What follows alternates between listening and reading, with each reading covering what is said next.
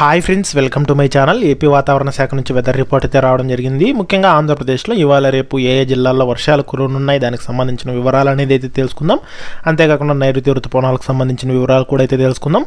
వీడియోనైతే చివరి వరకు చూడండి. వీడియోలోని ఇన్ఫర్మేషన్ నచ్చినట్లయితే ఛానల్ని సబ్స్క్రైబ్ చేసుకోండి. వీడియో యూస్ఫుల్ అనిపిస్తే మీ ఫ్రెండ్స్ అండ్ ఫ్యామిలీ మెంబర్స్కి షేర్ చేయండి. చాలా మంది వీడియోస్ చూస్తున్నారు కానీ లైక్ చేయట్లేదు. మీరు ఎన్ని లైక్స్ చేస్తే నాకు అంత సపోర్టివ్ ఉంటుంది. వీడియో కూడా ఎక్కువ మందికి రీచ్ అవ్వడం జరుగుతుంది. ఇక లేట్ చేయకుండా టాపిక్లకి అయితే వెళ్ళిపోదాము. రాష్ట్రంలో 3 రోజుల పాటు వర్షాలు పడతాయని వాతావరణ శాఖ అయితే తెలిపింది. నైరుతి ఋతుపవనాలు, ఉపరితల ఆవర్తనాల ప్రభావంతో ఈ వర్షాలు కురుస్తున్నాయని అయితే తెలిపింది. ప్రస్తుతం ఋతుపవనాలు కోస్తాంధ్రలో నెమ్మదిగా అయితే కదులుతున్నాయి.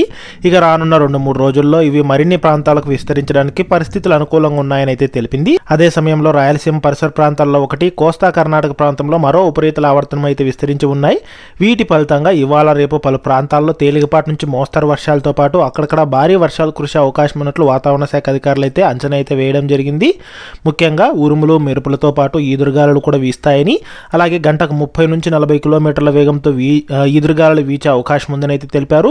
అలాగే పిడుగులతో కూడిన వర్షాలు కురిసే అవకాశం ఉన్నట్లు హెచ్చరికలు జారీ చేశారు. తిరుమలలో భారీ వర్షం అయితే కురుస్తోంది. శ్రీవారి ఆలయ పరిసరాలన్నీ జలమయమైతే అయ్యాయి. దర్శనానికి క్యూ లైన్లో ఉన్న భక్తులతో పాటు బయట వేచి ఉన్న భక్తులంతా వర్షానికి తడిసి ముద్దయ్యారు. భారీ వర్షంతో అతిథి గృహాలకు వెళ్లేందుకు భక్తులు ఇబ్బందులు అయితే పడుతున్నారు.